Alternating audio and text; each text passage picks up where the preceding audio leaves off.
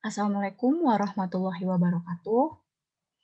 Ya, teman-teman sekalian, akhirnya ya setelah sekian lama, kini saya kembali memberikan materi dengan menggunakan video YouTube gitu ya.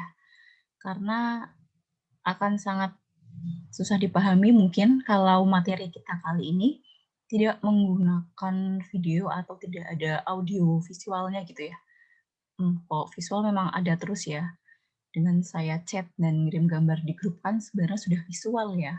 Cuman kan mungkin kalau ada audionya, akan lebih jelas gitu. Nah, oke. Jadi untuk materi kali ini, kita akan melanjutkan materi dari minggu lalu gitu ya. Minggu lalu kan sebenarnya kita sudah belajar tentang overall different test. Saya harap kalian sudah cukup paham, bahkan mungkin sudah ada yang membaca ulang. Saya harap begitu ya.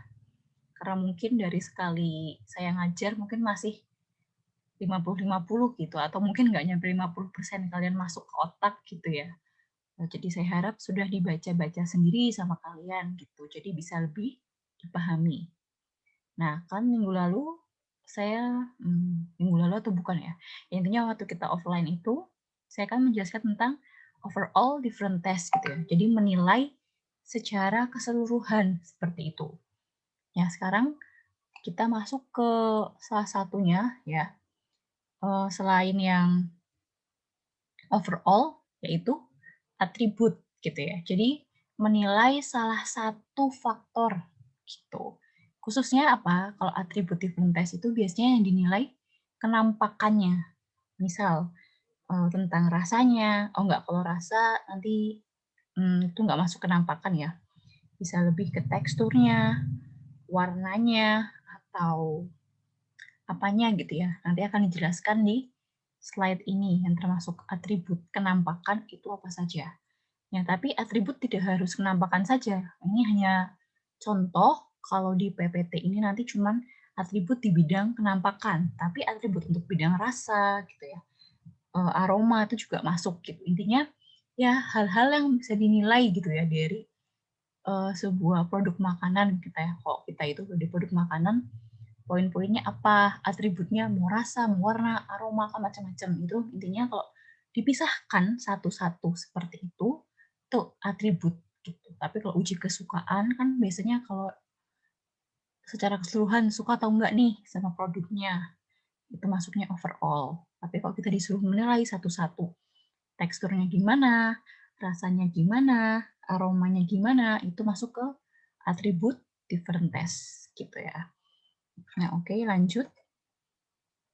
Jadi harapannya setelah kalian belajar ini, kalian bisa menjelaskan gitu ya perbedaan metode scoring dan ranking. Kemudian dapat melakukan analisa statistik untuk metode ranking gitu. Jadi untuk di atribut different test ini secara umum biasanya yang dipakai itu memang metodenya scoring dan ranking gitu. Jadi ya seperti kalian tahu lah pengertian ranking ya, memberikan urutan gitu. Nilainya berapa seperti itu. Nah, ini tadi kita akan masuk ke definisi, contoh kasus, metodenya nanti ranking ya, kemudian ada analisa datanya menggunakan Fredman test. Tapi untuk Fredman testnya ini nanti saya sih untuk PPT di sini ya nggak akan menjelaskan detail, cuma memberi contoh. Kenapa? Karena menurut saya pribadi justru agak ribet karena harus buka-buka buku gitu ya atau buka-buka PDF, ada tabelnya sendiri-sendiri gitu. Kemudian ada perhitungannya itu kalian ngitung sendiri gitu ya, kayak ngitung rumus-rumus gitu, pakai kalkulator misal. Ya, saya nggak tahu sih kalau kalian apakah lebih suka yang seperti itu. Kalau saya pribadi, soalnya saya lebih suka yang pakai analisis data langsung, misal pakai SPSS atau R gitu ya, atau pakai sejenisnya gitu. Seringnya sih SPSS gitu ya, yang lebih gampang dipakai. Kemudian seperti itu. Nah, oke, lanjut dulu aja.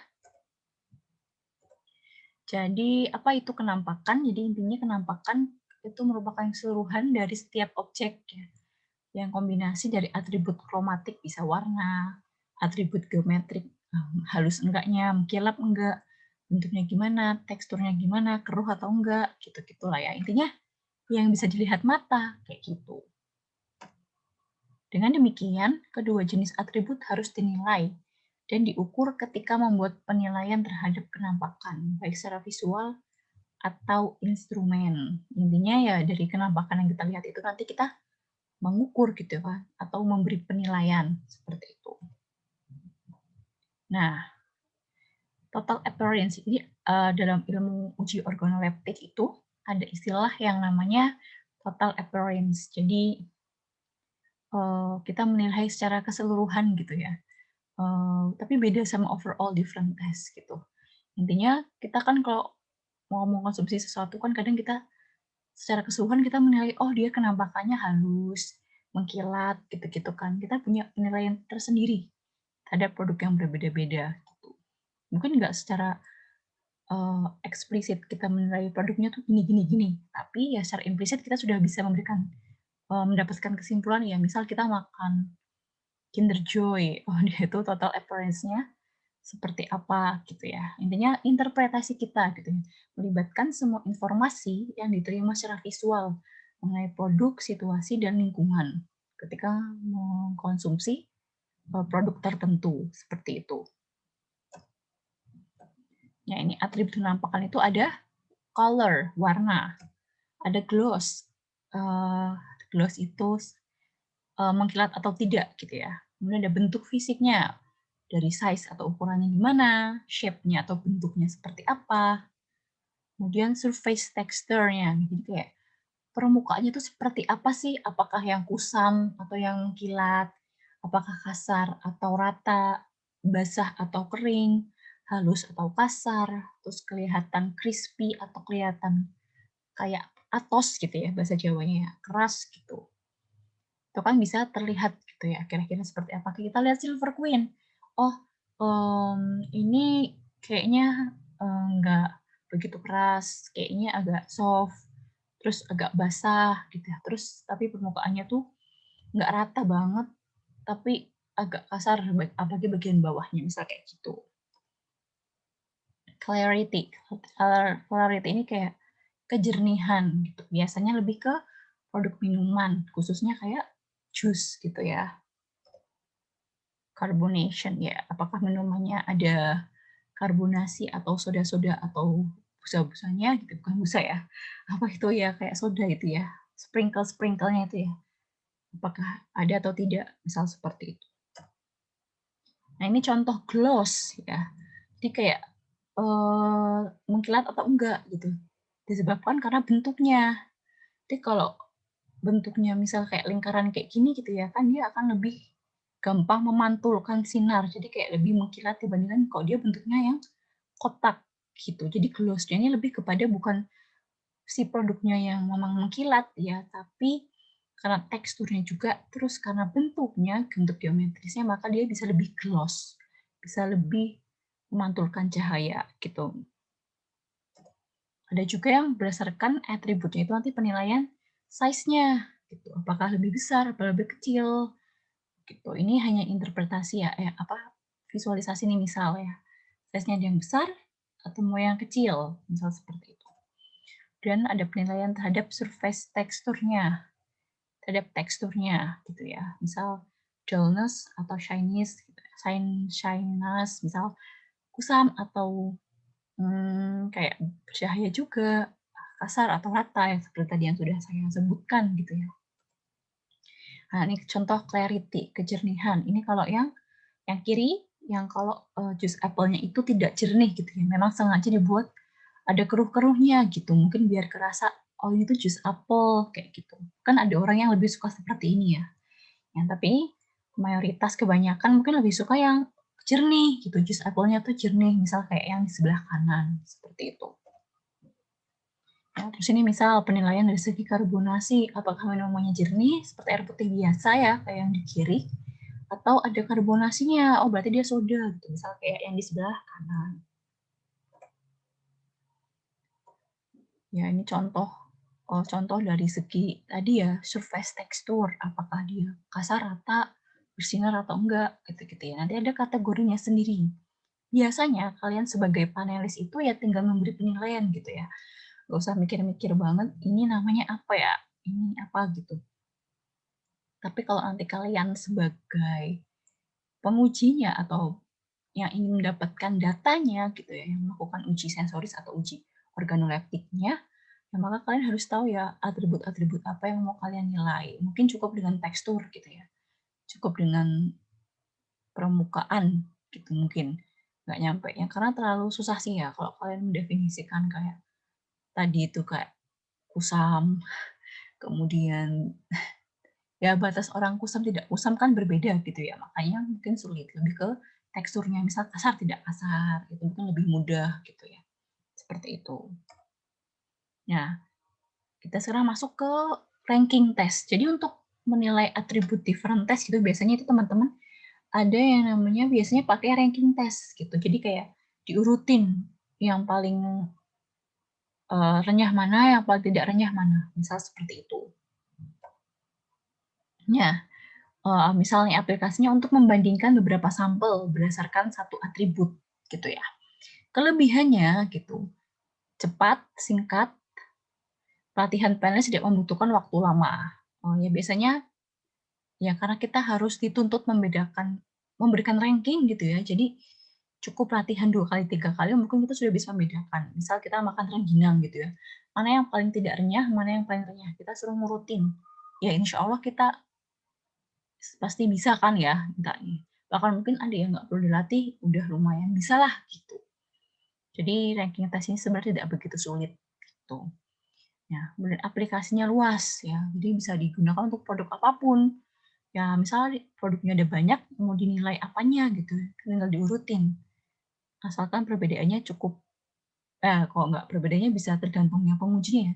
Memang bisa berbeda sekali, bisa juga mungkin nggak berbeda sekali gitu ya. Intinya itu tadi ya, ditentukan oleh kemampuan juga, oleh kemampuan panelis. Gitu. Intinya seperti itu. Yang jelas aplikasinya memang luas gitu kan, bisa apa saja produknya. Kemudian cocok untuk screening.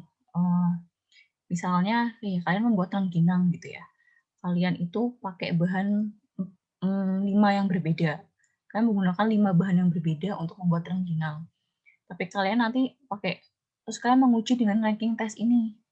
Ternyata dari rata-rata jawaban, sampel nomor 3, 4, sama 5 itu yang paling renyah gitu ya. Akhirnya maksudnya sampel 3, 4, 5 itu selalu masuk 3 besar gitu ya sebagai yang renyah.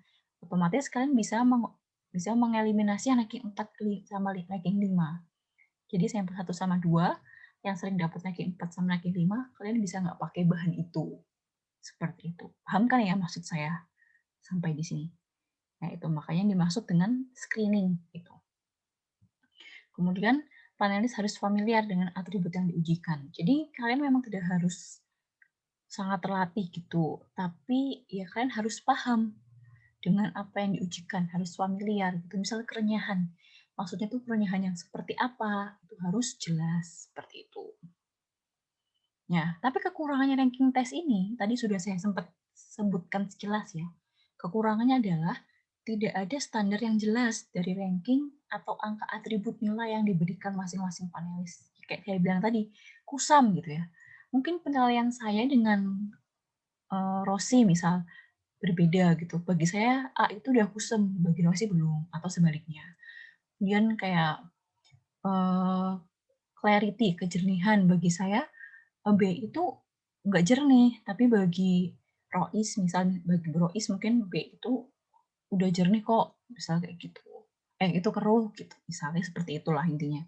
Jadi nggak ada standar yang jelas kan jernihnya itu seperti apa gitu. Terus jarang sekali diberikan standar gitu. Kalaupun diberikan standar pakai gambar misalnya, ya kadang tergantung juga kalau printernya nggak sama atau kadang kan yang di print dengan yang di foto beda juga gitu. Jadi ya susahnya untuk menyamakan persepsi yang hal yang dinilai itu seperti apa gitu. Itu kelemahannya.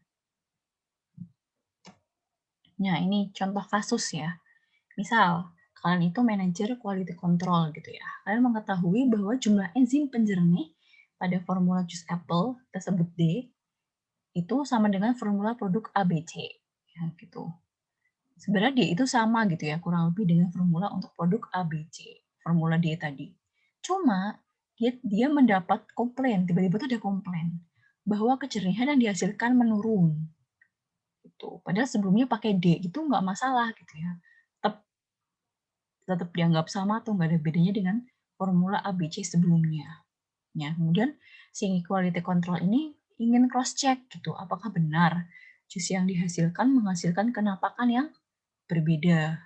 Nah, tujuannya berarti objektifnya menguji kenampakan jus formulanya atau D dengan merek kompetitor ABC berdasarkan tingkat kejernihan. Jadi formula ABC itu misal punya kompetitor ya yang udah terkenal di pasaran gitu ya. Misal jus apple ABC itu kejernihannya segitu. Dulu tuh produk kita itu D nggak ada bedanya. Bagi konsumen sama aja mau minuman ABC sama-sama kok gitu.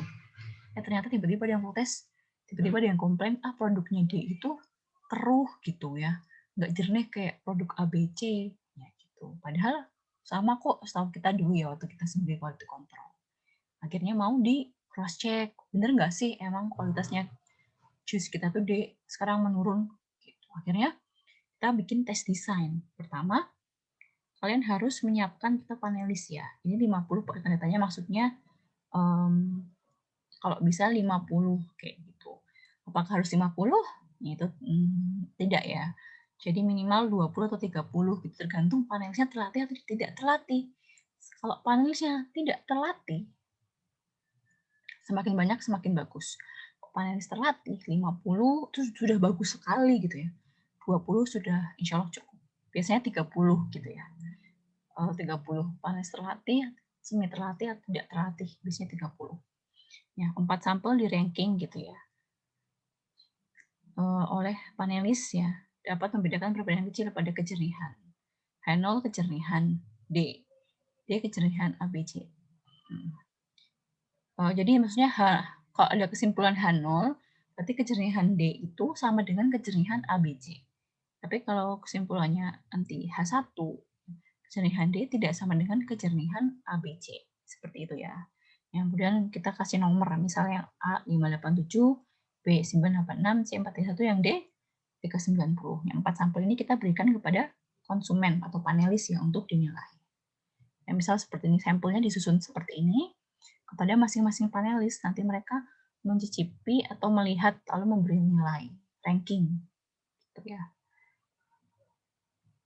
Oh ya, tadi kita bahasnya di sini ranking ya, tapi sebenarnya di bahasan saya itu masuk ke ranking sama ke scoring juga. Kalau ke ranking itu kan urutan 1, 2, 3, 4. Kalau scoring itu nggak harus dibikin ranking. Yang penting kita memberikan nilai angka berdasarkan apa yang diminta penguji. Nanti akan saya berikan contohnya ya.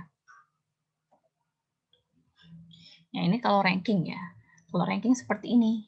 Jadi penilaian kenampakan gitu, mana yang paling bagus gitu. Nanti kan kalian sebagai penguji harus menentukan gitu. 1 itu untuk yang paling jernih atau yang tidak paling jernih. Kan tergantung kalian kan. Misal ya 1 di sini yang paling jernih, 4 yang paling tidak jernih atau paling keruh gitu.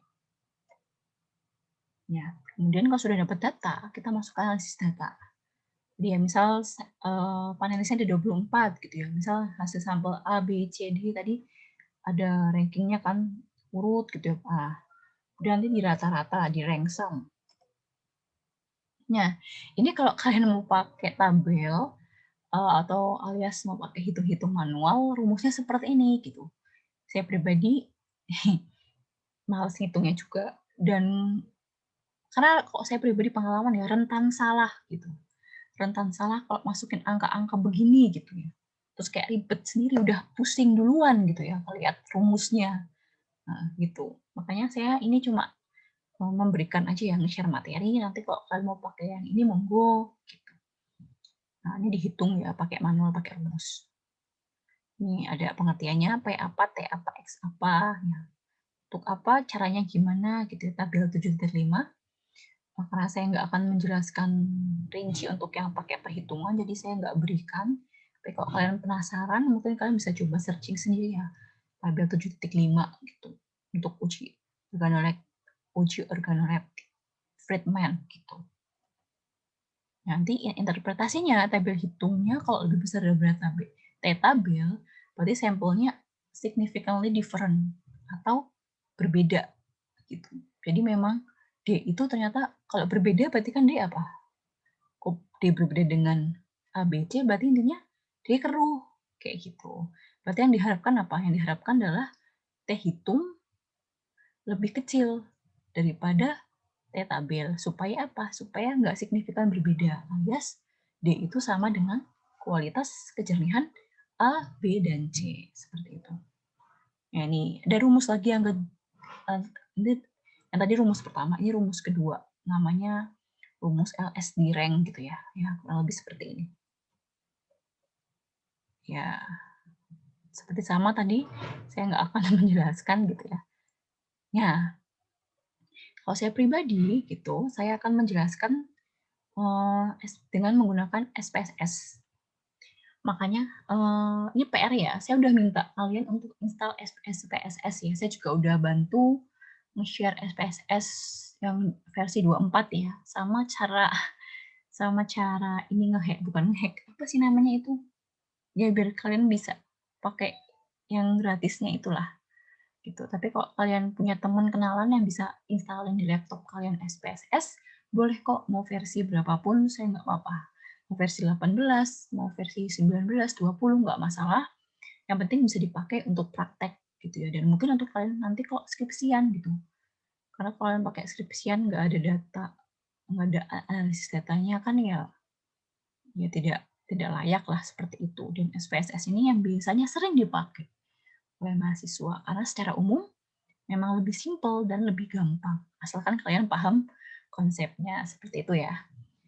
Ya, ini ya, misal ini uji kesukaan ya. Jadi kan tadi saya bilang, ini tadi contohnya itu kan ranking. Tapi juga ini kan di tujuan atau objektif dari materi ini adalah ranking, metode ranking, dan scoring gitu. Jadi kalau ranking diurutkan kayak tadi, kalau scoring itu kalian gak harus memberi kayak ranking gitu. Yang penting kalian memberi angka. Memberikan berdasarkan angka yang telah ditetapkan oleh panelis. Misal ini ya, di gambar ini kalian lihat, 1 itu sangat tidak suka, 2 tidak suka yang, dan nomor 7 sendiri amat sangat suka. Nah, kemudian nanti kalian memberi nilai gitu terhadap sampel. Misalnya sampelnya ada 5 ya, 357, 216, 517, 413, 127 tuh sampelnya ada 5.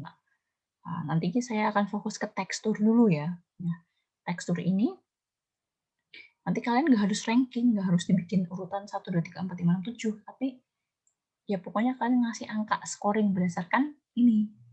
Apakah suka atau sangat suka atau tidak suka, gitu-gitu ya. Nah ini misal contohnya. Ini, nanti kalau kalian mau bikin borang juga bisa seperti ini ya. Ini saya kasih contohnya yang uji kesukaan.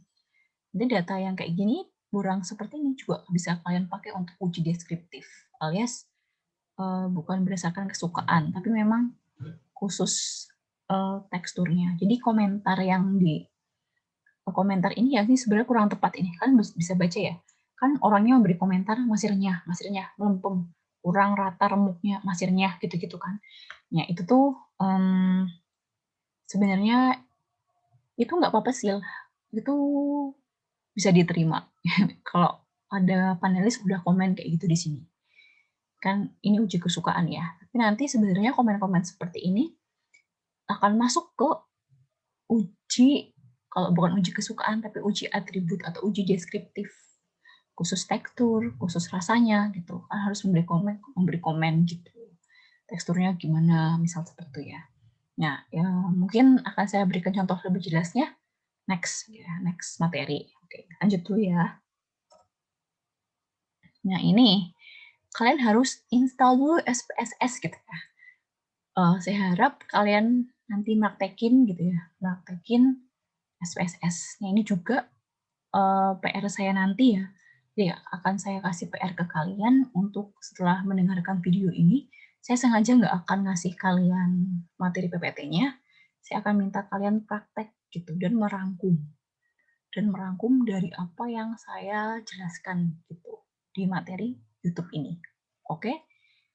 Nah, oke. Kita lanjut dulu ya. Ini contohnya kita contoh saya masukkan data tadi ke SPSS. Nanti kalian akan masuk dan kalian akan lihat di bagian bawah variable view-nya warna oranye kan. Kalian sebelum masuk ke data view, kalian harus masukin dulu variable view. Jadi variable view itu intinya apa yang mau kalian nilai, mau atribut-atribut yang menjadi dasaran kalian untuk menghitung. Jadi kan misal sampel. Sampelnya tadi kan ada 517, 127 gitu-gitu kan. Ya, sampel. Sama tekstur. Tadi kan banyak ya, ada tekstur, ada rasa, ada aroma gitu. Tapi saya sini khusus untuk tekstur dulu gitu ya. Nah, nanti kalau kalian mau ngujiin gitu ya, kalau punya data, kan harus kayak gini nih, satu-satu. Di sampel dengan tekstur. Nanti beda data lagi, sampel dengan rasa. Nanti beda file lagi, sampel dengan aroma, gitu-gitu ya. Pokoknya seperti itu. Ini kita coba dengan yang tekstur. Nah, kalian masukin datanya tuh pokoknya. Misal, saya kasih contoh di sini cuma 10 ya. Jadi misal, kalian punya 10 panelis. Makanya ini kan kalian lihat 357 ada 10. 216 ada 10. Jadi intinya tuh ini adalah data-data dari 10 panelis. Nah, yang di kolom tekstur ini adalah jawaban-jawaban mereka tadi ya atas suka tidak sukanya itu. Selanjutnya apa? Nanti kalau udah semua kalian kopas gitu ya datanya, kalian klik analyze, klik compare means, klik one way ANOVA gitu ya. Untuk tahu one way ANOVA itu apa, atau mungkin untuk lihat detail sendiri langkah-langkah menguji dengan SPSS, kalian bisa searching sendiri nanti ya setelah melihat video ini. Misal penjelasan video dari saya itu kurang jelas. Oke, kalian klik analyze, compare means, kemudian klik one way ANOVA. Nah, nanti masukin tuh. Tadi kan datanya tuh dari kolom yang sebelah kiri ini loh, teman-teman. Yang udah kosong itu kalian pindahin dependent list, jadikan variabel terikat ya. Variabel terikat itu berarti yang dependent list atau yang hasilnya berubah-ubah. Berarti yang punya skor. Itu apa teksturnya kan? Faktornya atau variabel tak terikatnya, kan yang faktornya lah yang kita ujikan itu terus sama gitu ya, apa sampelnya kan. Jadi kita pindahin dulu. Kalau udah, untuk bagian kontras dibiarkan, kemudian kita klik post hoc. Untuk post hoc, kalian bisa pilih LSD, sisanya diamkan aja. Signifikan levelnya yang normal itu biasanya memang 0,05 alias perbedaan 5%. Oke. Ya, kalau udah nanti kalian kan oke ya, ini klik continue, terus nanti kalian pilih option. Di option nanti keluar ini, biasanya yang dipakai adalah deskriptif sama homogeny of variance test. Itu harus diklik ya. Dua ini bisa diklik. Dua ini udah diklik, klik lagi continue. Nanti kalian balik ke halaman depan ini. Ya, halaman depan ini kalian balik ke sini, kemudian kalian klik OK. Ya, kalau udah kalian klik OK, nanti dia keluar hasil seperti ini, teman-teman. Nah, sekarang tinggal tugas kita adalah mendeskripsikan gitu ya. Gitu. Ya, ini secara umum teksturnya itu dari deskriptif bisa kalian lihat nih di sini ya, yang tekstur. Standar deviasinya ini, standar errornya segini. Ini kayak rata, ini apa ya? Min, rata-rata ya. Jadi kan bisa lihat secara umum deskriptifnya. Jadi kalau sampel 127 itu nilainya rata-rata skornya 4. 216 4. 357 4,8 kita anggap aja 5 ya. 135 517 kita anggap aja 6. Seperti itu. Kemudian standar errornya segini, standar deviasi segini. Oke. Ini kalian mungkin pasti udah paham ya secara umum seperti itu. Nah, bawahnya test of homogeneity of variances. Ya, ini penting gitu. Jadi sebenarnya nanti kalau kalian menguji SPSS itu teman-teman, kalian harus memastikan bahwa data kalian itu berdistribusi normal dan data kalian itu dari sumber yang sama. Sumber yang sama artinya itu gitu. Misalkan Usen ya. Ya kan meskipun kalian memang bikin ada yang beda gitu ya, misal komposisinya atau apanya, tapi kan variasinya tidak boleh berbeda. Maksudnya itu memang misal produk kalian tuh snack bar. Ya pasti kalian snack bar ya secara umum kan variasinya harus sama gitu ya. Nggak boleh yang berbeda terlalu jauh. Nah, ini kita lihat di sini. Jadi test of homogeneity test ini, kalau signifikansinya lebih besar dari 0,05, ini kan 0,984 ya, signifikansinya sig 0,984. Berarti karena dia lebih besar daripada 0,05, berarti dia intinya datanya ini variasinya sama atau homogen. Berarti bisa dipakai, bagus. Nanti kalau kalian homogeneity variasinya kok tidak homogen datanya, berarti kalian membuat sampelnya mungkin uh, tidak bagus lah, intinya seperti itulah, intinya gitu. Jadi malah homogeneity of variances ini harus homogen gitu. Nah, nanti nanti di akhir PPT saya ngasih link gitu ya, ngasih link bisa kalian baca untuk bisa lebih paham ya apa pengertian deskriptif, pengertian homogeneity of variances dan sebagainya. Oke, kita lanjut dulu. Itu pengertian test of homogeneity of variances. Berarti data ini karena lebih besar daripada 0,05 kan 0,984. Ya, berarti datanya homogen begitu. Ya, udah masuk ke ANOVA. Ya, ini kita lihat lagi-lagi yang bagian sig. Signifikansinya 0,000. Berarti kan kurang dari 0,05. Artinya apa? Artinya berbeda signifikan. Jadi between groups. Between groups maksudnya tadi itu, berarti sampel 357, sampel 216, sampai 5 sampel itu semua intinya itu antar grup itu berbeda signifikan gitu. Ya, itu yang kita harapkan. Oh, jadi masing-masing stack bar dari 5 sampel tadi secara keseluruhan mereka itu berbeda signifikan gitu between groups. Jadi yes, antara satu sampel dengan sampel yang lain secara umum mereka itu berbeda signifikan. Jadi patut untuk memang diujikan misal seperti itu ya. Ya maksudnya memang ada bedanya gitu kerasa. Ya, kemudian kita langsung, nah ini masuk ke post hoc test untuk khusus yang LSD. Nah, di sini ini anaknya pakai SPSS ya. Kalian bisa menilai. Ternyata ini saya nggak tahu ya ini kursornya di YouTube keluar apa enggak. Di sini saya yang 127. Ini maksudnya apa ya, Bu? Ya, ini maksudnya gini. Ini saya langsung ke kolom yang paling atas dulu ya. 127, kemudian sebelahnya 216, 357, 3517. Intinya apa? Intinya itu gini, berarti sampel nomor 127 dibandingkan dengan 216, kita lihat nggak ada tanda bintangnya kan untuk yang table mean difference, ya kan? Berarti sampel 127 dengan sampel 216 itu tidak berbeda signifikan. Sedangkan sampel 127 dengan sampel 357 kan ada tanda bintangnya kan di mean difference-nya. Di 413 juga ada tanda bintangnya.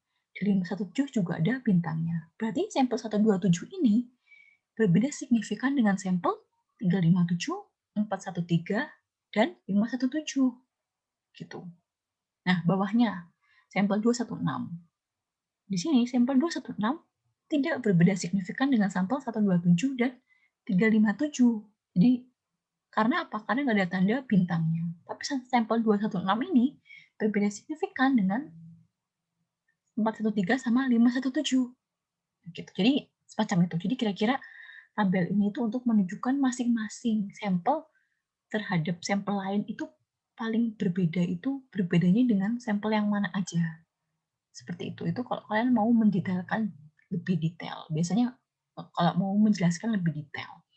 Biasanya kalau kalian bikin skripsi, ya kalau kalian bisa menjelaskan seperti ini, bisa lebih bagus gitu ya nilainya. Jadi menjelaskan perbedaan antar sampel.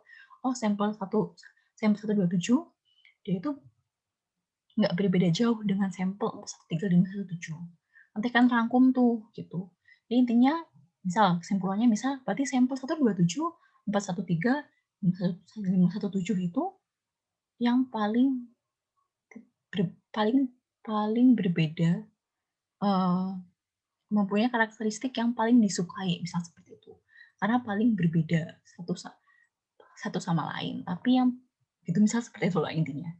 Paham nggak ya maksud saya sampai di sini?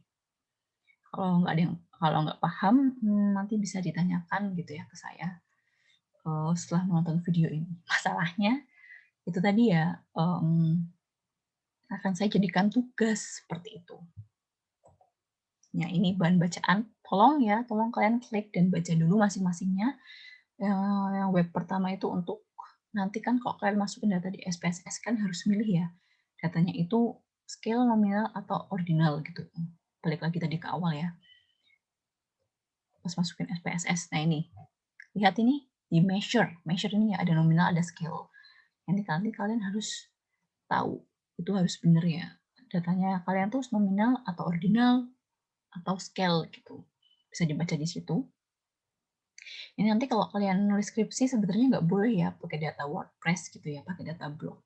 Cuma ini saya pilih yang bahasanya mudah dipahami. Karena kan sekarang tujuannya supaya lebih kalian kepaham dulu kan gitu. Nanti kalau kalian sudah bikin skripsi jangan pakai blog gitu ya. Ini hanya referensi bacaan aja biar kitanya sendiri paham gitu. Ya oke. Yang kedua, ini ada WordPress tentang LSD tadi gitu. Jadi secara umum yang biasanya dipakai di ANOVA itu LSD sama 2K gitu ya. Tapi saya pribadi lebih sering pakai LSD. Beda nyata tipis. Jadi BNT atau LSD itu sama. Ya, intinya kalian bisa baca di situ dulu buat paham.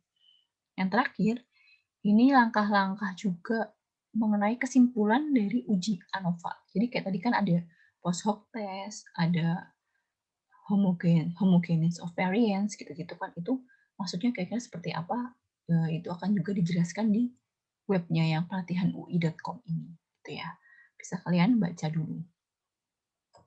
Oke, ini nanti kalau kalian sudah install SPSS, yaitu PR saya yang pertama, tolong kalian install SPSS, kemudian tolong tolong kerjakan data seperti yang tadi saya lakukan di PPT ini gitu ya, langkah-langkahnya. Nah, datanya ini, kalau kalian memasukkan datanya ini datanya. Ya, gitu ya.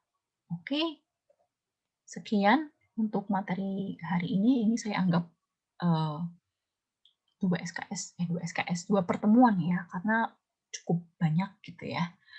Cukup lama maksudnya. Ya, untuk itu seharusnya saya share ini hari Minggu kemarin, tapi karena saya mohon maaf karena laptop saya, bukan laptop ya, saya nggak tahu Microsoft saya lagi-lagi sempat gangguan gitu, jadi saya kayak kadang bisa ngedit PPT, kadang nggak bisa gitu ya. Nah ini baru bisa lagi kemarin dan saya belum sempat bikin video tadi dan langsung saya upload hari ini gitu. Ya, jadi mohon maaf ya. Jadi tugasnya niatnya awalnya mau hari Sabtu, tapi karena saya ngasihnya ini hari Rabu ya, saya untuk tugasnya adalah merangkum, tolong dengarkan videonya, tolong rangkum, tolong running dengan SPSS. 2 tugas itu ya intinya. Nanti buktinya untuk tugasnya merangkum, kalian tulis aja, ketik di Word. Kemudian untuk running-nya juga nanti kalian screenshot setiap langkah yang kalian running itu, running di SPSS, kalian screenshot. Di copy ke Word juga gitu ya. Terus dikumpulkan ke saya, kirim ke WA aja nggak apa-apa gitu ya.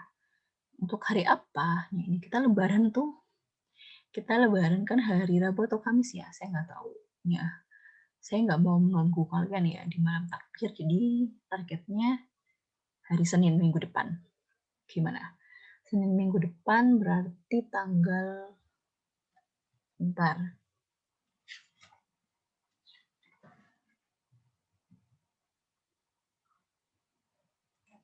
10 ya, tanggal 10.